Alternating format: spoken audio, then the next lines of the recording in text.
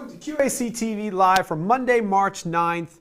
It's actually my mom's birthday. So to Nancy Lee Bartlett out there, if you're watching, you better be happy birthday. If you see her, you should say happy birthday to her.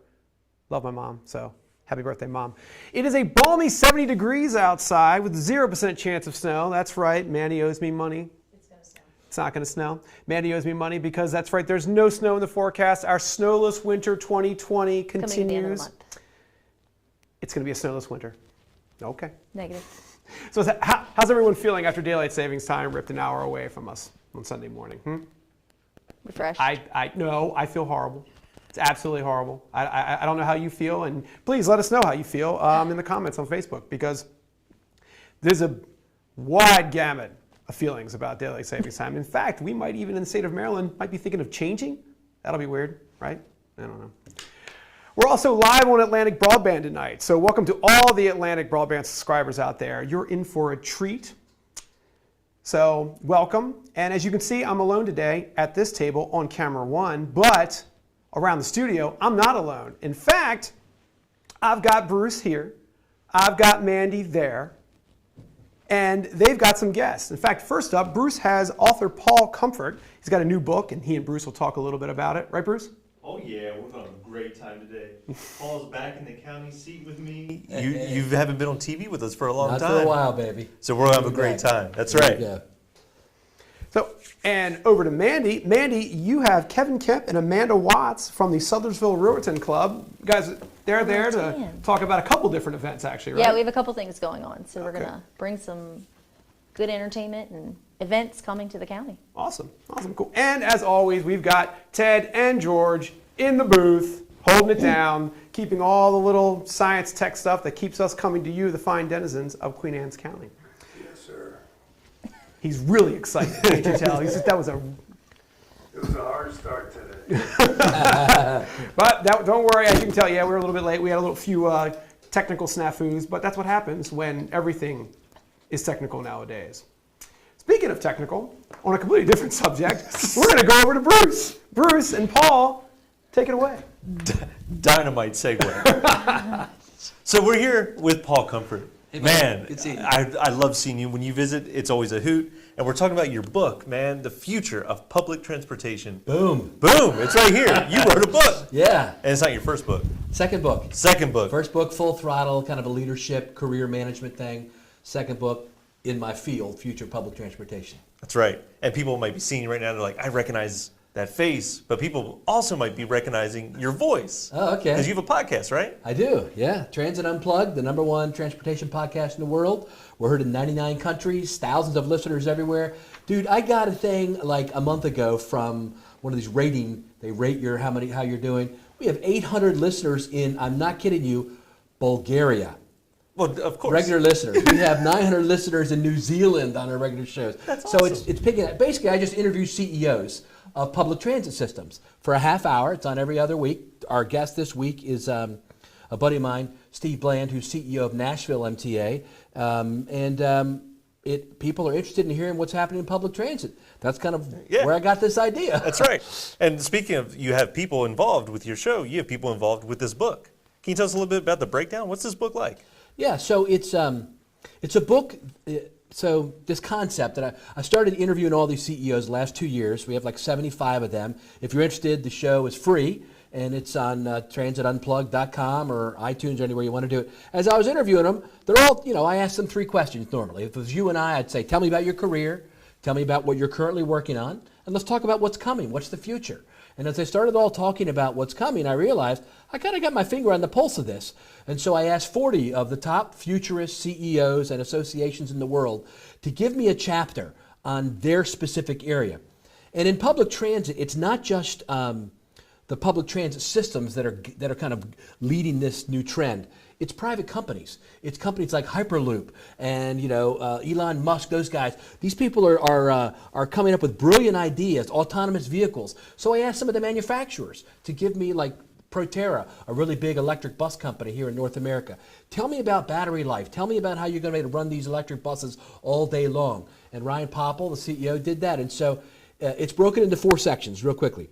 The first 10 chapters or so are people like Tim Tyran, who is Chief Safety Officer of the MTA in Baltimore. Practical things that are happening right now in transit that will happen in the next 10 years. How is artificial intelligence going to be used to help us better maintain our buses? Those kind of things. Then I have some chapters from big associations, American Public Transit Association, CTA, Canada. They tell us the big picture. And then CEOs, 10 CEOs of transit systems. MJ Maynard, head of Vegas. John Lewis, head of Charlotte. Phil Verster, head of Toronto. And they talk about what are the cool things they've got in store for the next 5 years. Then the last 20 chapters are the payoff. Those are the futurists, the cool, amazing things that'll blow your mind about public transit that are really going to happen in this decade. They're more science than fiction now. That's right. And if you want to read this book, you can go on Amazon right now. Right now. And pick up a copy. It's so I decided to kind of almost give it away to start with. So if people will have an electronic download, Kindle or whatever, it's 99 cents just till this Friday. Then it's going to go back up probably $40. No, just kidding. No, and then you can get the printed book for $20. Yeah, but it's on Amazon right now, and it's shot to #1 on Amazon within 4 days of me putting the book out. Yeah. So very excited about that. That's awesome. Yeah. And to prove to you, I actually bought it today. I told you that. Yes. And I want to prove that I bought it because Okay, I know all right. people. So I want to talk to you about stuff that I read. Is All that right. cool? Awesome, man. Let's make it happen. Let's talk about this Hyperloop. Hyperloop. I bookmarked it here because you gave me this to look at. Yeah. So if people don't know what the Hyperloop is, can you break down simply Yes. how cool this is? So it's a futuristic train, and it's in a tube. So we went from coal-fired trains, right, to like electric trains, to now they're doing what's called maglev in places like China and Japan. I've ridden it in China, and they want to bring it here to America. Nobody's done it yet. It's an electrified track that trains can go maybe 300 miles per hour. Hyperloop, we're talking subsonic sound speeds, so 600 miles per hour. Basically, the tube, you suck all the air out of it, so it's like you're in outer space. Then you electrify the track just in front. It uses less electricity. And then you fire that baby. And there's two big companies that are working on it. It is Elon Musk, right? He has Hyperloop. And then there's Hyperloop One, which recently became Virgin Hyperloop because Sir Richard Branson got behind it. They're my friends, actually. The guys that are in that company are buddies of And mine. that's actually who wrote this, right? That's right. Yeah, they That's gave me right. information Yeah. about that. So they have a test track in Vegas. They've invited me to come there. This is real. This is happening. They're already running at like 250 miles per hour on their test track. Places like Dubai and places even here in America, they're putting up big money to make this happen because the thought is, hey, if I could get from Washington, D.C. to New York City in 30 minutes, I mean, suddenly the airlines are put on notice, right? Yeah. Why go stay for an hour in an airport to get on a plane when I can just come and get in this little tube? Now, it's going to be pretty fast, but you won't feel all the G's. Right. And it's very clean, too. Oh, very clean. Yeah. It's all electric, low impact on the environment. That's so cool, It man. is. And Elon Musk, his company, I mean, it was in the newspaper, I can say it, they got, at least verbal permission from Governor Hogan to do it on 295. So when I was CEO of MTA in Baltimore, we were studying maglev trains between Baltimore and Washington. It's supposed to be a 30-minute ride. We're still studying it 3 years later. They were studying it a couple years before I'm there. So by the time they get all that figured out, I wonder if the private sector guys will actually make it happen underground. I don't know. We'll see. Yeah, In the future. that's right. I want to talk to you real quick about my favorite chapter. Okay. Again, to prove to you that I read this book. Yeah. So, Bronwyn. Yeah, Bronwyn So- Sawyer, yeah. So she wrote this chapter. It's really cool because you talked about the CEOs and how they wrote the chapters, but this was actually from the perspective of a Generation Z young student, and right? That's right. Yeah, and Yeah. she wanted to talk about what it's like for Generation Z and how they perceive the future of transportation and the problems that they see. Yeah. And it's so neat. It is, because isn't it? we don't get to hear this perspective much. We get to complain about the perspective, Yeah. and we get to hear them say they want scooters and skateboards, but we don't get to hear the why. And this chapter is so cool because Yeah. it breaks down anxiety and cost and more than just clean and travel. It was really neat. So I really appreciate that you put this in there. Well, it wasn't even my idea. Her dad is actually my big boss. He's president of my company, Trapeze. I work for the world's biggest software company that does transportation. And I said, Steve, would you put a chapter in my book? He's like, yeah, but you know what? I think we ought to get a Generation Z perspective. So he wrote a little intro, but let his daughter, who's in college, Bronwyn, write this chapter that she actually surveyed a bunch of her friends in the Toronto area. And this is the result of, this is what we want as young people, Generation Z, in the future. So I ended the whole book with that. I thought that was a great way to kind of wind it up. That's great because, the future of the transportation has to be in the future of Gen Z too. That's right. All right. So before we let you off the hook, Queen Anne's County, how might they be affected by the future of transportation? So there's a lot of big trends happening. One of them, I think, that could impact us realistically in this decade is autonomous vehicles. These are shuttles where right now they're 10 to 12 passengers and there's no driver necessary. Usually there is a safety person in there, but it's not necessary. So can't you see something like this running? You could run it, basically around the clock. It could go from Kent Island, picking up at Four Seasons or wherever, taking people to open stores, at the pharmacy, or even stop off at the emergency room or whatever, and then come up to Centerville, go through the retirement community here, and they could just be running all the time. Right. They're electric, they're low cost solution that could really provide around the clock mobility for people who maybe don't want to drive at night or whatever. And so that's something that I could see happening. I could see Queen Anne's County or the Eastern Shore saying, let's pilot this. That's what most people are doing right now. They're picking my buddy in Kansas City who runs their transit system there, said, Paul, I just want to do one. I want to run it up to Arrowhead Stadium and come down here. So we helped them with the manufacturer, get that set up. And so, and they're doing it in Vegas and other cities now. So that's, I think, a way that Queen Anne's County could move into the future of public transportation. I like it. That's perfect. So please pick up Paul's book now. Thanks. On Amazon right now. Great deal. 99 cents. It's basically free. Take But if you advantage. do, write me a review if you wouldn't mind on Amazon. It'd be great to get your feedback on it. All right, sorry, I have to go do that right Yeah, now. okay. So we'll let you off the hook. Thanks for joining us. Yeah, it's great. It was a Thanks great for having time. me, man. Yeah, and we're going to head back to Chris. Well, thank you, Bruce. Thank you, Paul. That absolutely is that's tickled my nerd bone all the way. That's crazy. It's like they hear things about hyperloops and stuff like that, and the fact that we're pretty close to maybe possibly having that future is something that like the little kid in me is just kind of yay. So that's fascinating. So thanks for stopping by, Paul. We appreciate it. Now that was the future. So for something that's maybe a little bit more happening now, we got Mandy to tell us about a couple events. Mandy. Hey, thanks, Chris. So I am here with two members of the Sellers of Raritan. How are you? I'm here with Kevin and Amanda. Wonderful. And so last year I got to come out and do a little entertaining on camera. This year I decided I would bring you guys in. But you have some events coming up. Yes. Kevin, you have one to tell us about. This is a pretty big event for you guys. It's one of our bigger events. Yeah. Legends of Country Music, March 21st. Show starts, doors open at 6, show starts at 7. We have 4 entertainers, impersonators. Reba McEntire, Conway Twitty, Garth Brooks, and a lady that does a variety of artists. It's a wonderful show. So it's an evening, come up for the evening. Yes. Is there snacks available? What's available if someone were to come to the show? They can purchase snacks? What is available there? The Firehouse is providing, they have hot dogs, french fries, Okay. nachos, chicken tenders, sodas. It is bring your own drink there. It's a family fun. Yeah, I heard last year it was Night sold out. out. I mean, people enjoyed it. It was a Right. wonderful evening. We're close to being sold out this year. I think we have 30 tickets left. So they need to get their tickets. So that's the their question. If someone's interested in the show, where can they get a hold of someone to get that ticket? Call me on my cell. It's 443-480-1259. And then we've talked about the Raritan, but tell us a little bit about what the Raritan does. A lot of people, I personally am familiar with the Raritan. I volunteer with my grandfather.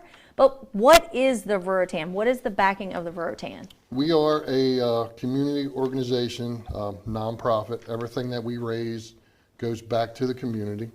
Over the last 21 years, we started out doing a scholarship shoot 21 years ago. And then we've had various functions like this.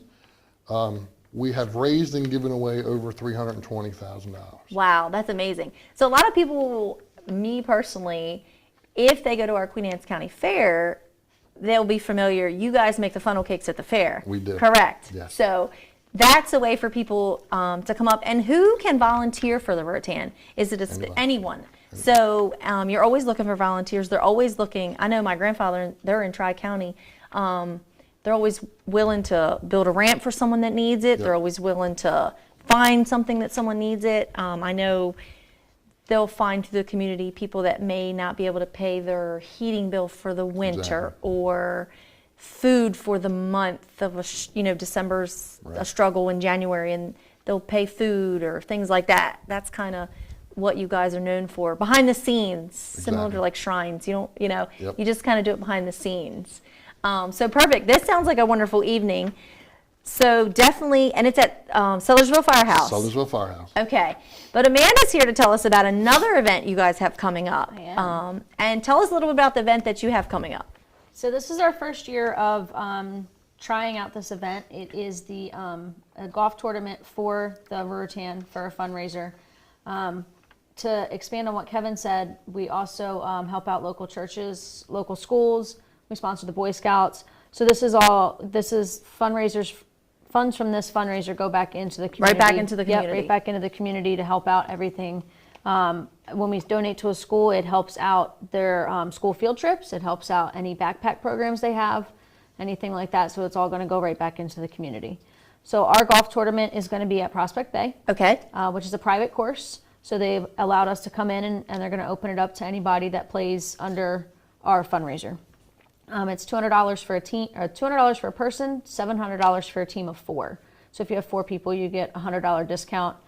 The $200 per person includes breakfast and lunch and the round of golf with the golf cart. Nice. And then, again, like you were saying, the things you guys do definitely go back into the community. Yes. All kinds of events and programs and They absolutely things that are do. going into We the community. recognized a first responder last year with a Nice. life-saving award.